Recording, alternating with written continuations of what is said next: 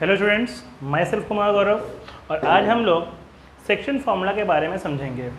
चलिए बच्चों स्टार्ट करते हैं। देखिएगा, इसके पहले हम लोग ने डिस्टेंस फार्मूला के बारे में जाना, डिस्टेंस फार्मूला का यूज़ कैसे करते हैं वो हम लोगों ने जाना, और आज हम लोग समझेंगे कि सेक्शन फार्मूला क्या होता है, इसको कैसे अप्लाई किया जाता है। ठीक है, देखिए मान लीजिए कि कोई दो पॉइंट है, एक पॉइंट यहाँ पर ए है और एक पॉइंट बी है, और इन दोनों पॉइंट से मिलकर एक लाइन बना।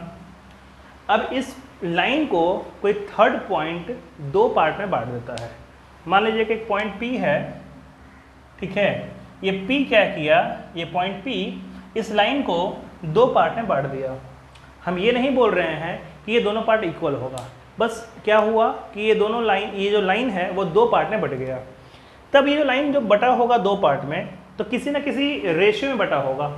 ठीक है, मान लेते हैं कि इसका रेशियो जो है वो m1 है, ठीक है, और इसका रेशियो मान लेते हैं कि m2 है। क्लियर है बच्चों? तो अच्छा, ये जो एंड पॉइंट्स हैं इससे कोऑर्डिनेट को अगर x1 y1 मान लें और इससे कोऑर्डिनेट को अगर x2 y2 मान लें, बीच में कोऑर्डिनेट को आपको xy मान के चलना होगा। ठीक है, तो ये जो बीच का पॉइंट है P, मतलब जो उस लाइन के बीच में कहीं पर है P, इसका कोऑर्डिनेट को पता करने के लिए आपको यूज़ करना होगा सेक्शन फार्मूला। मतलब अगर आपको x निकालना है तो फार्मूला यूज़ करना होगा m1x2 plus m2x1 by m1 plus m2, और अगर y निकालना है तो y के लिए फार्मूला यूज़ करना होगा m1y2 plus m2y1 by m1 plus m2। Clear है बच्चों? इससे इस पॉइंट का कोऑर्डिनेट निकल जाएगा जो पॉइंट इस लाइन को दो पार्ट में डिवाइड किया किसी पर्टिकुलर रेशियो में। इसका प्रूफ भी है, डिस्टेंस फार्मूला का प्रूफ, सेक्शन फार्मूला का प्रूफ, और फिर इसके बाद हम पढ़ाएंगे आपको एरिया ऑफ ट्रायंगल निकालने का मेथड, उसका प्रूफ। सबका प्रूफ का एक वीडियो आपको लास्ट में तैयार करके दे दिया जाएगा। ठीक है, लेकिन अभी हम लोग समझते हैं इसका कंसेप्ट क्या है ना। तो यहाँ देखिएगा, तो ये जो फार्मूला है इसी को बोलते हैं सेक्शन फार्मूला। लेकिन अगर मान लीजिए कभी ऐसा हुआ कि P जो है वो मिड पॉइंट हो गया, मतलब P इस AB का एकदम बीच का बिंदु हो गया, तब हम कैसे पता करेंगे उसका कोऑर्डिनेट? ठीक है, if P is the mid point of AB, then अगर P जो है AB का मिड पॉइंट हो गया, तब इसका कोऑर्डिनेट को पता करने के लिए अगर x निकालना होगा तो फॉर्मूला होगा x1 प्लस x2 बाई 2, और अगर y निकालना होगा तो फॉर्मूला होगा y1 प्लस y2 बाई 2। इस मेथड से आप जो है मिड पॉइंट का कोऑर्डिनेट निकाल सकते हैं। लेकिन हाँ, एक बात का ध्यान रखना है कि जो एंड पर पॉइंट्स होंगे उसको आप x1 y1 और x2 y2 मानिएगा, और बीच में कहीं पर भी कोई भी पॉइंट आएगा उसको आप xy मान के चलिएगा, तो बनाना काफ़ी इजी होगा। क्लियर है बच्चों? उम्मीद करते हैं ये जो टॉपिक है समझ में आया होगा। अभी हम लोग उसका प्रूफ नहीं देखेंगे, इसका प्रूफ हम लोग जो है एक वीडियो में अपलोड कर देंगे, उसमें समझा दिया जाएगा। ठीक है, अभी हम लोग उसको कैसे अप्लाई करते हैं उसके बारे में देखेंगे, तब तक आप उसको नोट करके रखिए। चलिए स्टूडेंट्स, ये आपका एक्सरसाइज 7.2 का पहला क्वेश्चन है। ठीक है, क्वेश्चन को थोड़ा देखते हैं और समझते हैं करना क्या है। नहीं, क्वेश्चन में क्या बोल रहा है कि आपको उस पॉइंट का कोऑर्डिनेट पता करना है जो पॉइंट इन दोनों पॉइंट से मिलने वाले लाइन को 2:3 में डिवाइड करता है। इस क्वेश्चन को थोड़ा समझने के लिए हम लोग फिगर ड्रॉ कर लेते हैं। ठीक है ना, देखिए मान लेते हैं एक पॉइंट A है और एक पॉइंट B है। यहाँ A मानते हैं, इसका कोऑर्डिनेट मानते हैं -1, 7। यहाँ पॉइंट B है, इसका कोऑर्डिनेट मानते हैं 4, -3। आपको एक ऐसा पॉइंट पता करना है जो पॉइंट इस लाइन को 2:3 में डिवाइड करता है ना। मान लेते हैं एक पॉइंट P है, इसका कोऑर्डिनेट xy। अभी हमने बताया था कि जो भी पॉइंट एंड पर होंगे उसको आप x1 y1 x2 y2 मानिएगा, और जो पॉइंट बीच में कहीं आएंगे उसको आप x और y मान के चलिएगा। ठीक है, तो यहाँ पर जो रेशियो है यानी m1/m2, ये जो है वो 2/3 है। अब हमको x निकालना है। अभी हमने फॉर्मूला दिया था कि x is equal to m1 x2 plus m2 x1 by m1 plus m2, इससे x निकलेगा। m1 कितना हो गया 2 इंटू x2 कितना हो गया 4 प्लस m2 कितना हो गया 3 इंटू x1 कितना हो गया -1 बाई m1 प्लस m2 मतलब 2 प्लस 3, ये हो गया 8 माइनस 3 बाई 5 मतलब ये हो गया 5 बाई 5 मतलब ये हो गया 1। अगर y निकालना हो तो m1 y2 plus m2 y1 by m1 plus m2। अब यहाँ m1 कितना है तो 2, y2 कितना हो गया -3। देखिए इसको x1 y1 ये x2 y2 है ना, इसको ऐसा मान के चल रहे हैं हम लोग। m2 कितना हो गया तो 3, y1 कितना हो गया तो वो हो गया 7 बाई 2 प्लस 3, ये होगा -6 प्लस 21 बाई 5, ये कितना हो गया 15 बाई 5 मतलब ये हो गया 3। मतलब ये जो भी पॉइंट होगा मान लेते हैं P, इसका कोऑर्डिनेट क्या होगा तो x का वैल्यू होगा 1 और y का वैल्यू होगा 3। क्लियर है बच्चों? उम्मीद करते हैं समझ में आया होगा आपको ये क्वेश्चन। ठीक है, चलिए हम लोग अगले क्वेश्चन की ओर बढ़ते हैं, आप इसको नोट कर लीजिए। चलिए बच्चों हम लोग अगला क्वेश्चन देखते हैं। देखिए अगला क्वेश्चन क्या कर रहा है। अगला क्वेश्चन बोल रहा है कि आपको उन सारे पॉइंट्स का कोऑर्डिनेट निकालना है, ठीक है, जो कि इस लाइन को, कौन सा लाइन जो इन दोनों पॉइंट से मिलकर बना है, उसको 3 पार्ट में बांटता है। ट्राई सेक्शन मतलब 3 इक्वल पार्ट में बांटता है, ठीक है ना। यहाँ पे ट्राई सेक्शन लिखा हुआ है, आपको ये समझना होगा ये 3 इक्वल पार्ट के बारे में बात कर रहा है, ठीक है। तो यहाँ पर देखिएगा, आसानी समझने के लिए हम क्या करते हैं कि पॉइंट A और B मान लेते हैं। ये मानते हैं पॉइंट A 4 - 1 और ये मान लेते हैं पॉइंट B -2 -3। अब देखिए ये जो लाइन है वो 3 इक्वल पार्ट में बट रहा है। तो इस लाइन को 3 इक्वल पार्ट में बांटने के लिए हमको कितना पॉइंट देना होगा? हमको 2 पॉइंट देना होगा जिससे कि ये 3 इक्वल पार्ट में बढ़ जाए। इसको मानते हैं P, इसको मानते हैं Q, ठीक है। अब चूंकि ये इक्वल पार्ट में बट रहा है तो देखिए जब कोई भी चीज़ इक्वल पार्ट में बटेगा तो रेशियो हो जाएगा 1/1। कैसे? अगर मान लीजिए कि ये कोई लाइन है, ठीक है, ये कोई लाइन है AB, अब बीच में कोई पॉइंट आ गया P और ये हम बोले कि P जो है वो इस लाइन को इक्वल पार्ट में बांट दिया। अब अगर मान लीजिए कि रेशियो कुछ भी हुआ, यहाँ से 2 है और यहाँ से भी 2 है, ठीक है ना, तो अगर इसका रेशियो पता कीजिएगा तो कितना हो जाएगा 1/1, ठीक है ना। तो जब कोई भी चीज़ इक्वल पार्ट में बटेगा तो उसका रेशियो कितना हो जाएगा 1:1 होगा। क्लियर है बच्चों? तो यहाँ पहले हमको P निकालना होगा, फिर हमको Q निकालना होगा। तो पहले हम P के बारे में बात करते हैं। फॉर पॉइंट P, अब देखिए पॉइंट P के लिए जो है वो A से कितना होगा रेशियो 1, ठीक है। इसी पॉइंट P के लिए इधर से रेशियो कितना हो जाएगा 2। बात समझ में आ रहा है कि नहीं? क्योंकि पॉइंट P का जब हम A से पता करेंगे तो रेशियो सिर्फ 1 हुआ क्योंकि इसमें 1 पार्ट है, लेकिन P जब हम पता करेंगे B से तो इसमें 2 पार्ट आएगा, इसका रेशियो इधर से 2 हो जाएगा। तो पॉइंट P के लिए m1/m2 का वैल्यू कितना होगा? क्योंकि m1/m2 तो रेशियो होता है तो हो जाएगा 1/2। अब पॉइंट P के लिए हम x और y निकालेंगे, तो x के लिए क्या फॉर्मूला हो जाएगा m1 x2 plus m2 x1 by m1 plus m2। m1 कितना हो गया 1, x2 कितना हो जाएगा -2। ये देखिए ये x1 y1, ये x2 y2, ठीक है ना, प्लस m2 कितना हो जाएगा 2, x1 कितना हो जाएगा 4 बाई 1 प्लस 2। इसका मतलब कितना हो गया, ये हो गया -2 प्लस 8 बाई 3, है ना, कितना हो गया 6/3, यानी ये हो गया 2। अब अगर मान लीजिए कि y निकालना हो तो फॉर्मूला क्या होगा m1 y2 plus m2 y1 by m1 plus m2। अब यहाँ m1 कितना होगा 1, y2 कितना हो जाएगा -3 प्लस m2 हो जाएगा 2 और y1 हो जाएगा -1। क्लियर है बच्चों? और नीचे हो जाएगा 1 + 2। तो ये कितना हो जाएगा, ये हो जाएगा -3 -2/3 यानी कि -5/3। यानी अगर बात किया जाए पॉइंट P के बारे में तो पॉइंट P का कोऑर्डिनेट कितना हो जाएगा, -5 और 3, सॉरी -5 और 3 नहीं, x का वैल्यू इसका हो गया 2 और -5/3। क्लियर है बच्चों, ये हमारा निकला क्या P का कोऑर्डिनेट।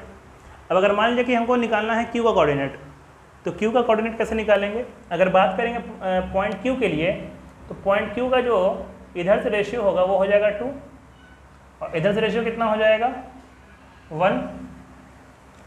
तो जो मेथड हम लगाएं इसको सॉल्व करने में, जैसे मेरा पॉइंट P निकला, सेम मेथड हम लगाएंगे Q को सॉल्व करने में। बस फ़र्क ये है कि यहाँ पर हम m1/m2 का क्या लेंगे रेशियो, 2/1 लेंगे। क्लियर है। तो यहाँ देखिए फॉर पॉइंट Q है ना, m1/m2 कितना हो जाएगा, वो हो जाएगा 2/1। क्लियर है। अगर x निकालना हो तो क्या होगा, m1x2 plus m2x1 by m1 plus m2। m1 कितना हो जाएगा 2, x2 कितना हो जाएगा -2 प्लस m2 हो जाएगा 1 और x1 हो जाएगा इसका 4। 2 + 1 तो ये हो जाएगा -4 + 4/3 यानी कि 0 है ना, क्योंकि ये इसको माइनस कर दिया गया तो ये हो गया 0। अगर y निकालना हो तो फिर फॉर्मूला क्या होगा, m1/2 plus m2/1 by m1 plus m2। अब देखिए m1 क्या हो जाएगा इसका, m1 तो यहाँ पे 2 है तो 2 × y2 हो गया -3 प्लस m2 हो जाएगा 1 और y1 हो जाएगा -1 बाई m1 प्लस m2 यानी कि 1 + 2 या फिर 2 + 1 जो कह लीजिए। कितना हो जाएगा, ये हो जाएगा -6, ये हो जाएगा -1/3 यानी कि -7/3। यानी अगर बात किया जाए Q कोऑर्डिनेट का, तो Q का कोऑर्डिनेट कितना हो जाएगा, x का हो जाएगा 0 और y का हो जाएगा -7/3। उम्मीद करते हैं बच्चों आपको ये क्लियर हुआ होगा, समझ में आया। चलिए इसको भी नोट कर लिया जाए, है ना। हम लोग फिर अगले क्वेश्चन की ओर बढ़ते हैं। चलिए बच्चों अब हम लोग इसका क्वेश्चन नंबर 3 देखते हैं। देखिए क्वेश्चन नंबर 3 एक्चुअली फिगर के साथ है, तो इस क्वेश्चन को हम बोर्ड पे लिख नहीं रहे हैं, आपको हम ऐसे समझाते हैं थोड़ा, ठीक है। 3 में क्वेश्चन में क्या बोला कि to conduct sports day activities in your rectangular shaped school ABCD। देखिए एक स्कूल है, ठीक है, और वो चूँकि रेक्टेंगुलर शेप का है उसका ग्राउंड, ठीक है ना, वो ABCD के फॉर्म में है। आप लोग इस क्वेश्चन को समझने के लिए आप लोग अपना बुक ओपन कर लीजिएगा NCERT का, ठीक है। वो ABCD के फॉर्म जो है उसको दिया हुआ है, ठीक है ना। चौक के पाउडर से लाइन ड्रॉ किया गया है, ठीक है, और सारे लाइन जो हैं वो 1 मीटर की दूरी पे बनाए गए हैं, ठीक है, और 100 फ्लावर पॉट जो है रखा गया है और सारे फ्लावर पॉट जो हैं वो 1-1 मीटर की दूरी पर रखे गए हैं। क्लियर है बच्चों। तो क्वेश्चन ये है कि निहारिका जो है वो AD का 1/4 दौड़ती है सेकेंड लाइन में। अब अगर आप इस फिगर को थोड़ा ध्यान से देखिए तो आपको ये समझ में आएगा कि ये कुछ ऐसा बना हुआ है। देखिए ये कुछ ऐसा बना हुआ है और यहाँ पे first line, second line, third line, है ना, ऐसा करके है, ऐसा करके है, और यहाँ पे फ्लावर पॉट है, ऐसे यहाँ पे फ्लावर पॉट रखा हुआ है। तो अगर आप इसको कोऑर्डिनेट के तरीके से समझिए तो ये हो जाएगा x कोऑर्डिनेट और ये हो जाएगा y कोऑर्डिनेट, ठीक है ना। अब देखिए गमला जो है वो लगा हुआ है इस तरफ, 100 गमला लगा हुआ है यानी कि 100 फ्लावर पॉट लगा हुआ है, ठीक है। तो ये तो हो जाएगा y और इधर है x, ठीक है। अब क्वेश्चन देखा जाए तो क्या बोला कि निहारिका जो है वो 1/4 दौड़ती है AD का डिस्टेंस में, वही सेकंड लाइन पे। मतलब निहारिका दूसरे लाइन पे दौड़ी, लेकिन कितना दूर तक दौड़ी, तो 1/4 ऑफ AD, है ना, 1/4 ऑफ AD। तो देखिए तो सेकेंड लाइन पे दौड़ी तो यानी कि x का वैल्यू हो गया सेकेंड, यानी 2 हो गया, ठीक है ना। अब कितना दूर तक गई, तो 1/4 ऑफ AD तक गई, ठीक है।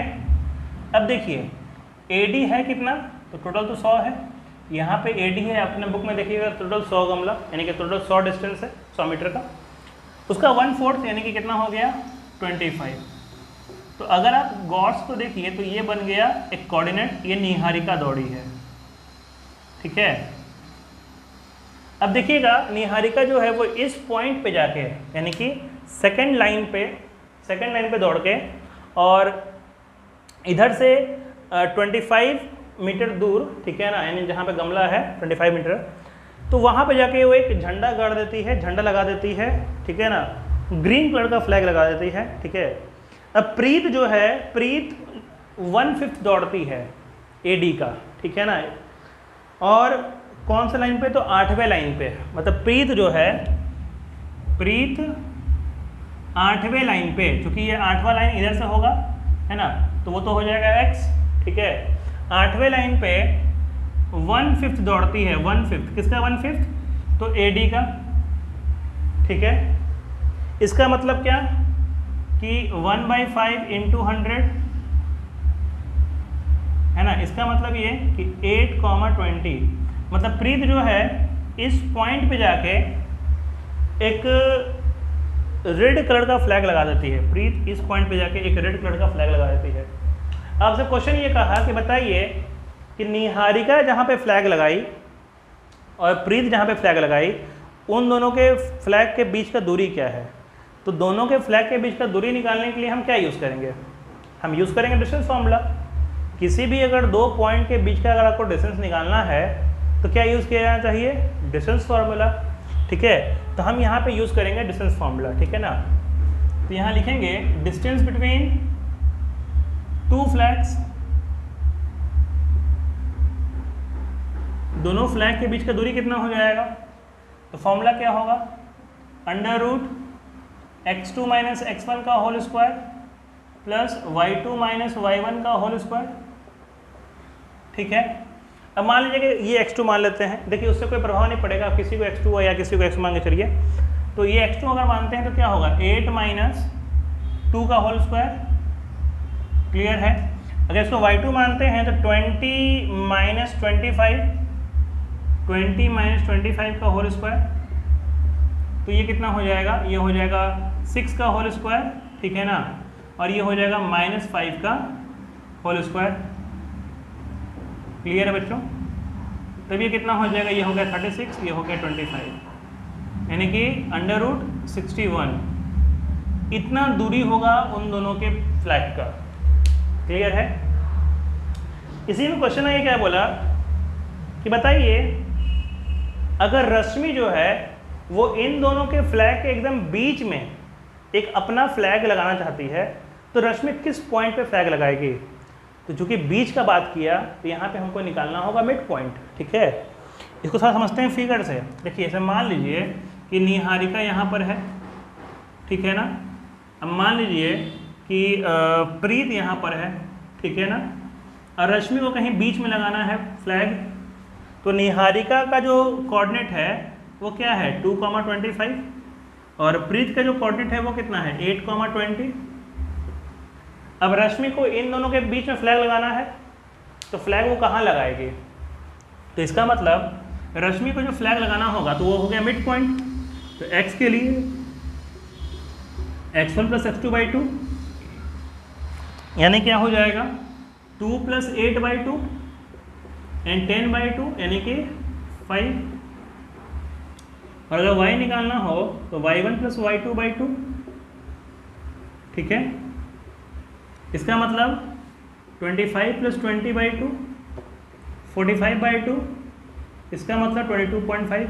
मतलब रश्मि जो लगाएगी ना फ्लैग, उसका कोऑर्डिनेट क्या होगा 5,22.5। इसका मतलब अगर कहा जाए तो रश्मि जो है 5वें लाइन पे लगाएगी, ठीक है ना, और 22 मीटर यानी 22.5 मीटर दूर लगाएगी इधर से y से, क्लियर है। ये होगा रश्मि का कोऑर्डिनेट। उम्मीद करते हैं आपको ये क्वेश्चन समझ में आया होगा बच्चों, क्लियर है। चलिए फिर हम लोग अगला क्वेश्चन की ओर बढ़ते हैं, और तब आप इसको नोट कर लीजिए। चलिए बच्चों हम लोग आते हैं क्वेश्चन नंबर 4 पे। यहाँ क्वेश्चन समझते हैं क्या बोल रहा है। यहाँ आपको रेशियो पता करना है और बोला क्या कि एक लाइन सेगमेंट है जो कि इन दोनों पॉइंट से मिलकर बना है और उस लाइन सेगमेंट को ये पॉइंट जो है वो दो रेशियो में दो पार्ट में डिवाइड किया। तो दो पार्ट में डिवाइड किया तो क्वेश्चन यहाँ पर ये है कि उन दोनों पार्ट का रेशियो क्या होगा। ठीक है, इसके पहले क्या था कि जो कोऑर्डिनेट जो पॉइंट डिवाइड करता था हम लोगों को उस पॉइंट का कोऑर्डिनेट निकालना होता था और अब हम लोगों को यहाँ पर रेशियो पता करना है। थोड़ा इसको हम लोग इजी समझने के लिए थोड़ा सा ऐसे मान लेते हैं ए और बी। देखिए यहाँ मान लेते हैं ए जो कि -3 और 10 है, इसको मान लेते हैं बी जो कि 6 - 8 है। अब क्या बोला कि इस लाइन को डिवाइड कौन करता है, तो डिवाइड करता है -1 और 6। इसको मान लेते हैं पॉइंट पी, मतलब ये पॉइंट पी जो है वो इस लाइन को डिवाइड कर रहा है। तो पूछा रेशियो क्या होगा, मतलब आपको यहाँ पर m1 और m2 पता करना है। रेशियो क्या होगा आपको पता करना है, ठीक है ना।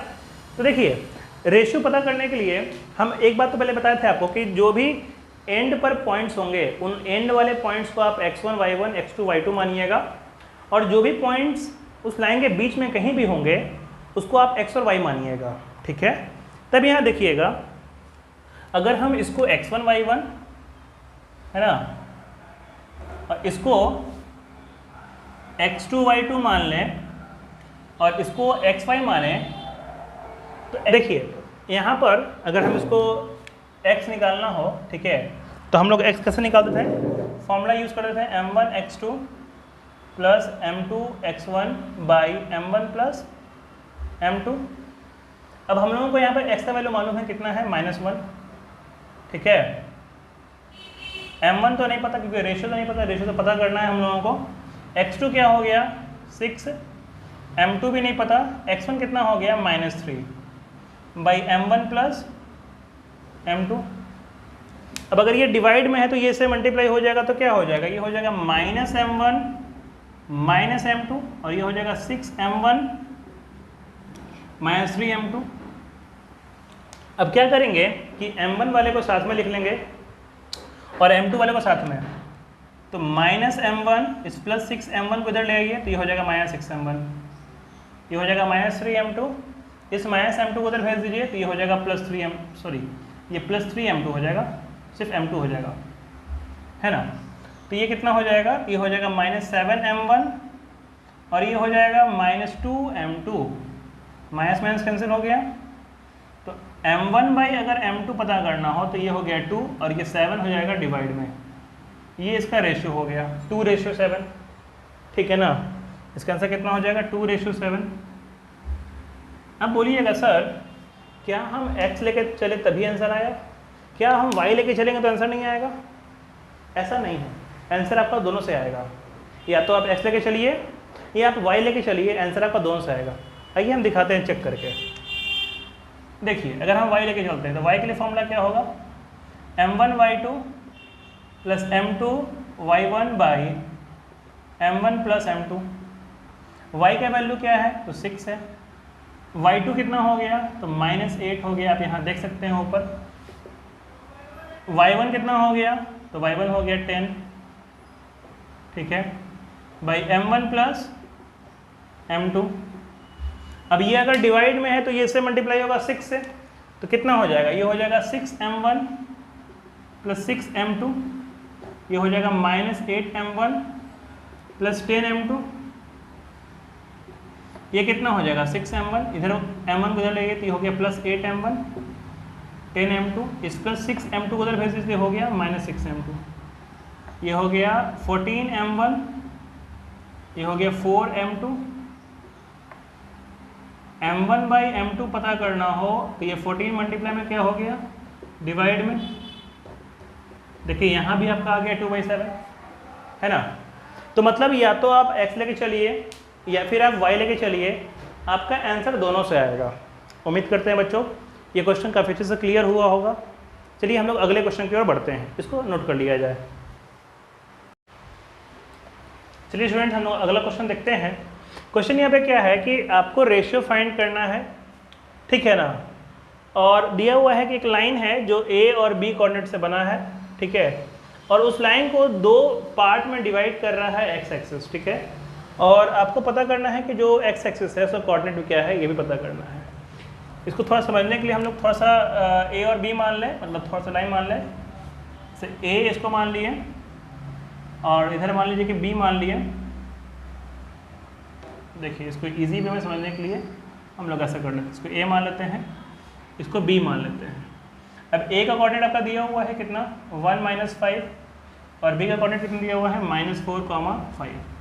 अब ये जो लाइन है इसको दो पार्ट में एक्स एक्सिस डिवाइड करता है, ठीक है ना। इसको दो पार्ट में एक्स एक्सिस डिवाइड कर रहा है, इसका मतलब आप लोगों को पिछली बार हम बताए थे पिछले वीडियो में कि अगर एक्स एक्सिस बोलेगा तो आप लीजिएगा x0, अगर y एक्सिस बोलेगा तो आप लीजिएगा0 y, है ना। तो हम एक मानते हैं पॉइंट P जो कि x एक्सिस पे डिवाइड करता है, यानी कि x0। अब हमको इसका रेशियो पता करना है। देखिए अभी हम जस्ट बताए थे कि रेशियो कैसे पता करते हैं। रेशियो पता करने के लिए आप या तो x का कोऑर्डिनेट ले लीजिए या y का, लेकिन यहाँ पर परेशानी ये है कि हमको यहाँ पर x कोऑर्डिनेट मालूम नहीं है, तो इसलिए इसमें रेशियो पता करने के लिए हम लोग x कोऑर्डिनेट का यूज़ नहीं करेंगे। हम लोग यहाँ पर रेशियो पता करने के लिए y कोऑर्डिनेट का यूज़ करेंगे, ठीक है। देखिए तो y कोऑर्डिनेट का अगर यूज़ किया जाए तो फॉर्मूला क्या होगा, m1 y2 plus m2 y1 by m1 plus m2। यहाँ y कोऑर्डिनेट तो 0 है, m1 नहीं पता, y2 क्या हो गया 5, m2 y1 कितना हो गया -5, m1 प्लस m2।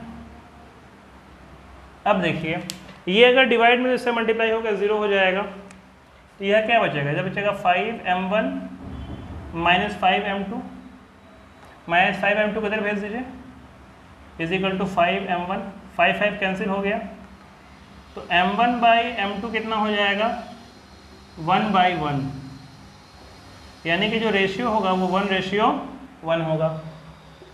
क्लियर है बच्चों, रेशियो तो निकल गया। अब क्या करेंगे, हम लोगों को इसका x कोऑर्डिनेट भी निकालना है। तो जब रेशियो पता चल गया तो हम लोग सेक्शन फार्मूला का यूज़ करके हम लोग इसका x कोऑर्डिनेट निकाल देंगे। किस तरीके से, x निकालने के लिए m1 x2 plus m2 x1 by m1 plus m2। m1 तो 1 है, x2 कितना हो गया -4, m2 भी 1 है और x1 कितना हो गया 1 बाई 1 प्लस 1, ये हो गया -4 प्लस 1 बाई 2, यानी कि ये हो गया -3/2।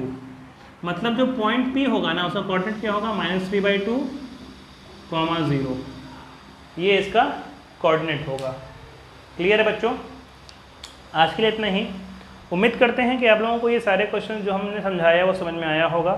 अगर ऐसा कोई क्वेश्चन जो आप लोगों को डाउट लगा हो या समझ में नहीं आया हो तो उसको कमेंट में ज़रूर बताइएगा, और वीडियो आपको कैसा लगा इसको भी कमेंट कीजिएगा। वीडियो को लाइक और शेयर ज़रूर कीजिएगा। आज के लिए इतना ही, धन्यवाद।